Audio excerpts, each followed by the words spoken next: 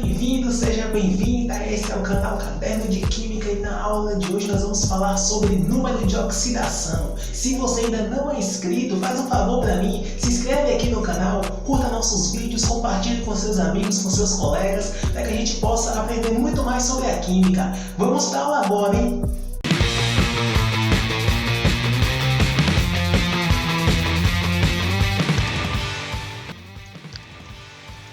Número de oxidação é a carga assumida por um elemento ao realizar uma ligação química. Por exemplo, nós temos aí a ligação química entre o potássio e o iodo.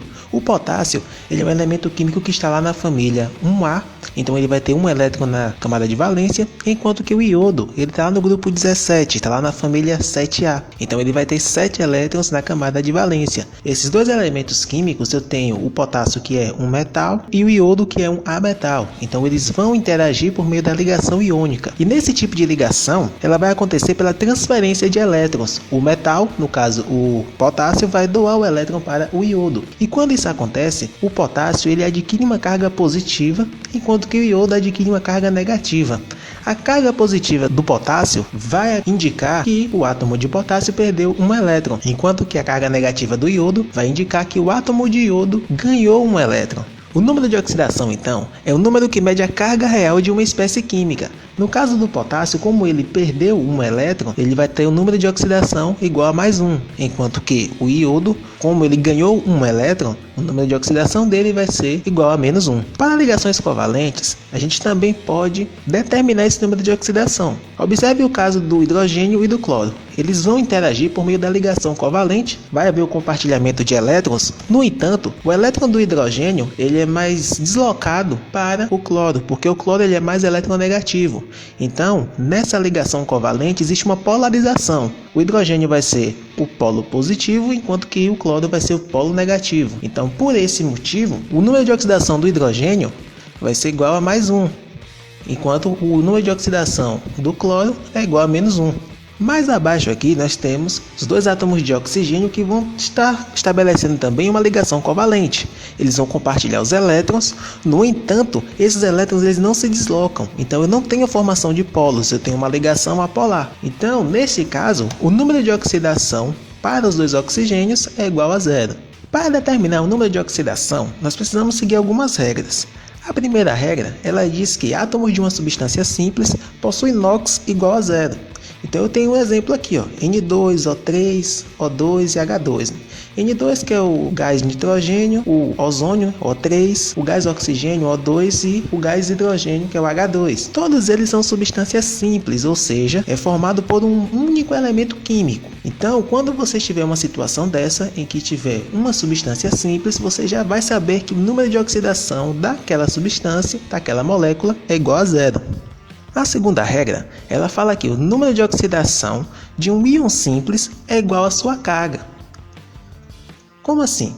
Observe, o cálcio, o íon cálcio aí, ele tem duas cargas positivas, certo? Ca2+. Então o número de oxidação dele vai ser mais 2. No caso do oxigênio, tem lá O2-. Então o número de oxidação desse íon é igual a menos 2. No caso do alumínio, o Al3+, o número de oxidação dele vai ser mais 3. Br-, número de oxidação igual a menos 1. Por que isso? Porque de acordo com a segunda regra, o íon simples ele vai ter NOx igual à sua carga. Fácil demais isso aí, hein? A terceira regra, ela vai falar que em uma substância composta, alguns átomos eles vão apresentar aí o NOx constante. Elementos químicos que têm número de oxidação igual a mais 1 são eles aí, ó, hidrogênio na maioria das moléculas e a prata, e os elementos químicos do grupo 1 da tabela periódica, lá da família 1A. Um exemplo aqui pra gente, ó. AgNO3, nós temos aí essa molécula, nitrato de prata, e o número de oxidação da prata, nesse caso, ele vai ser igual a mais 1. Ele está em uma substância composta, então ele vai apresentar o número de oxidação constante, vai ter NOx constante, como algumas pessoas chamam de NOx fixo, então vai ser igual a mais 1. KBr, K é o potássio, e o potássio está lá no grupo 1 da tabela periódica. Então, se ele faz parte de uma substância composta, então o número de oxidação dele também vai ser igual a mais 1. Ainda com relação à terceira regra, nós temos que alguns elementos químicos apresentam o número de oxidação mais 2. São eles o zinco, o Zn, o cádmio, o Cd e os elementos do grupo 2 da tabela periódica. Por exemplo, na molécula de carbonato de cálcio, CaCO3, nós vamos ter o cálcio, que é um elemento químico do grupo 2. E se ele está presente em uma substância composta, como está indicado no exemplo aí, ele vai ter o número de oxidação igual a mais 2. Outro exemplo, ZnCl2, o cloreto de zinco. O zinco está presente em uma substância composta, então ele vai ter o seu número de oxidação também igual a mais 2. O alumínio, ele é um elemento químico que vai ter número de oxidação igual a mais 3. Exemplo aí, nós temos aqui no Al2O3, nós vamos ter que o número de oxidação do alumínio vai ser igual a mais 3, no AlCl3 também a mesma coisa, o número de oxidação do alumínio vai ser mais 3. O alumínio é um dos elementos químicos que apresentam NOx constante em substância composta. Alguns elementos químicos representam NOx igual a menos 2, são eles aí, os calcogênios, quando estiver sempre no final da fórmula, que indica que ele vai ser o mais eletronegativo. Então, se você observar um elemento químico que pertence à família dos calcogênios, ao grupo 16, você vai já saber que o número de oxidação dele é igual a menos 2. Por exemplo, nós vamos ter aí, o H2S, o gás sulfídrico. O enxofre, que é um elemento químico do grupo 16, ligado aí ao hidrogênio, formando essa molécula, e, de acordo com a terceira regra, ele está no final da fórmula, então o número de oxidação do enxofre vai ser igual a menos 2. O mesmo equivale também para o Al2O3. O oxigênio está no final da fórmula, o oxigênio ele é um calcogênio, então o número de oxidação dele vai ser igual a menos 2 também. Alguns elementos químicos eles apresentam o número de oxidação igual a menos 1. São eles os halogênios, que estão lá no grupo 17. Sempre que algum elemento químico deste grupo estiver no final da fórmula, você já vai saber aí que o número de oxidação dele é igual a menos 1. Exemplo,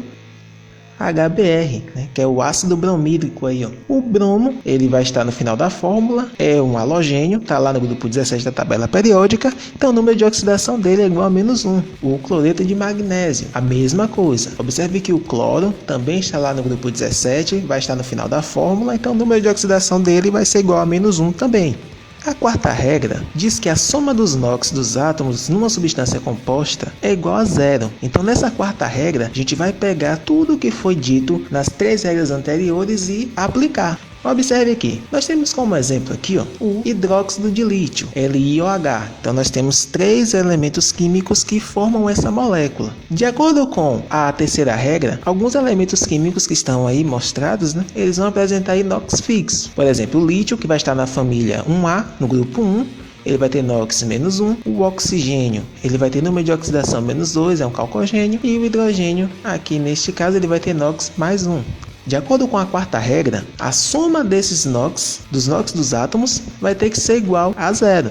O exemplo seguinte aí, o óxido de alumínio, Al2O3, também observe que o alumínio tem NOx fixo, tem NOx igual a mais 3, e o oxigênio tem NOx igual a menos 2. Então a soma deles tem que dar igual a zero. Mas observe aqui, gente, que nessa fórmula eu vou apresentar esses números que estão aqui próximos a esses elementos químicos. Esses números aqui a gente chama de índice, e isso a gente considera também no cálculo do NOx. Observe aqui, se nessa molécula eu vou ter 2 alumínios, eu tenho que considerar também. Então eu vou colocar aqui o número de oxidação e vou multiplicar pelo índice. No caso fica 2 vezes mais 3, somado a 3 vezes menos 2. E a soma disso tem que dar zero, como é que realmente vai acontecer aqui. 2 vezes 3 vai dar 6, 3 vezes menos 2, menos 6. E aí a gente chega ao resultado que é igual a zero, correspondendo aí ao que diz a quarta regra para a determinação do número de oxidação. Fácil também isso aí, hein? Observe esse exemplo aqui. Determine o número de oxidação do carbono na molécula de H2CO3, o ácido carbônico. Então aqui eu vou mostrar para você um passo a passo, algo que vai tornar a sua vida muito mais fácil aqui no que diz respeito à determinação do NOx dos átomos em uma molécula. Observe aqui, gente, que eu não quero saber o NOx da molécula, eu quero saber o NOx de um elemento que está presente na molécula, que no caso é o carbono. Então olha aqui, o primeiro passo que a gente vai fazer é escrever a molécula um pouco mais espaçada mesmo. Em seguida, a gente vai fazer uma grade, dessa forma aqui, A gente vai separar cada elemento químico. Nessa linha abaixo, nós vamos colocar as informações sobre cada elemento químico, o número de oxidação, e se houver algum valor diferente de 1 aqui no índice, a gente vai colocar também. No caso do hidrogênio, nós vamos ter aqui, ó, o número de oxidação do hidrogênio é mais 1, o índice é 2, então vou multiplicar esses dois aqui, ó. Então vai ser 2 vezes o número de oxidação. O monóxido do carbono eu não sei, o que a questão está querendo saber, então a gente vai colocar X.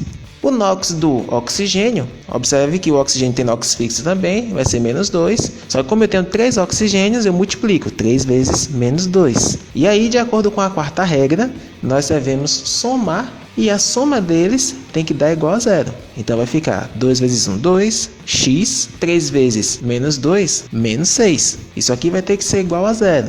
E aí a gente prossegue com a nossa equação e a gente encontra o resultado aí, ó. Passa o 6 e o 2 para o segundo membro, então vai ficar x igual a 6 menos 2. Então, o número de oxidação do carbono vai ser igual a mais 4. Veja que isso é simples, isso não é difícil. Seguindo esse passo a passo aqui, você consegue resolver. Falando sobre a quinta regra. A quinta regra vai dizer que a soma dos NOx dos átomos de um complexo é igual à carga do íon. Por exemplo, nós vamos ter aqui, ó, o SO2-. Então aqui, neste caso, nós vamos ter que a soma dos NOx vai ser igual à carga. A carga aqui, ó, vai ser menos 1. Então a soma dos NOx, dos elementos químicos aqui que participam da molécula, vai ter que ser igual a menos 1. E nesse caso aqui, ó, a gente segue da mesma forma. A gente escreve lá a molécula, né, faz a grade, né, separando os elementos químicos. E nesse caso aqui, ó, a gente separa também a carga, porque isso aqui vai ajudar a gente bastante. Então, digamos que nesse exemplo aqui, ó, nós queremos saber qual é o número de oxidação do enxofre, que a gente não sabe ainda. A gente sabe que, de acordo com a terceira regra, os calcogênios eles vão ter aí NOx fixo, né? NOx igual a menos 2 quando eles são no final da fórmula, no final da molécula. Mas no caso do enxofre, ele não está no final. Então aqui a gente ainda não sabe. Mas a gente sabe que o oxigênio tem NOx igual a menos 2. Então vai ser menos 2 vezes 2, que é exatamente o índice do oxigênio aí. De acordo com a quinta regra, a soma deles tem que ser igual a menos 1. Se eu tenho um complexo, eu vou ter ali uma molécula com uma carga positiva ou negativa. A soma dos NOx tem que ser igual à carga, que nesse caso aqui, ó, é menos 1. Seguir agora a equação, vou multiplicar aí, ó, 2 vezes menos 2 vai dar menos 4, passando para o segundo membro vai ficar positivo. E o número de oxidação do enxofre neste complexo vai ser igual a mais 3. Um outro exemplo aí, ó, P2O7 4-. E aí eu já passo a bola para vocês aí, ó.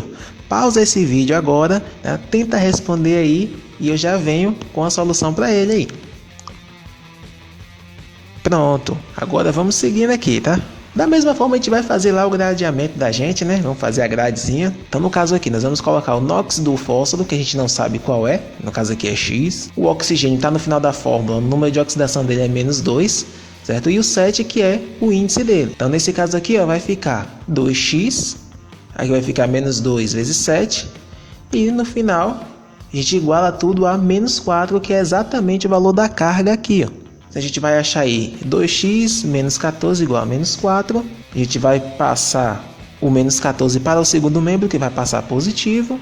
A gente vai ter aí que 2x vai ser igual a 10 positivo, né? Mais 10. Então vou passar o 2 para o outro lado, vai passar dividindo. E a gente acha o número de oxidação do fósforo, que é igual a mais 5. Também não é difícil, hein? Com relação ao número de oxidação, existem alguns casos particulares, como é o caso do hidrogênio. O hidrogênio, nós vimos que sempre que ele estiver ligado a metais, o número de oxidação dele, na maioria das vezes, vai ser igual a mais 1. Como por exemplo aqui, ó, o HCl, H2O. Só que existem situações em que esse hidrogênio ele vai apresentar um número de oxidação igual a menos 1, quando ele estiver ligado a metais, né, formando aí os chamados hidretos metálicos. Como é o caso aqui, ó, do CaH2 e aqui no AlH3. Observe que o hidrogênio vai estar ligado a metais, aqui nesse caso, né? Cálcio e alumínio são metais. E sempre que o hidrogênio está ligado a metais, o número de oxidação dele vai ser igual a menos 1. No caso do oxigênio, na maioria das substâncias, ele vai apresentar aí número de oxidação igual a menos 2. Nos peróxidos, ele vai apresentar um NOx igual a menos 1.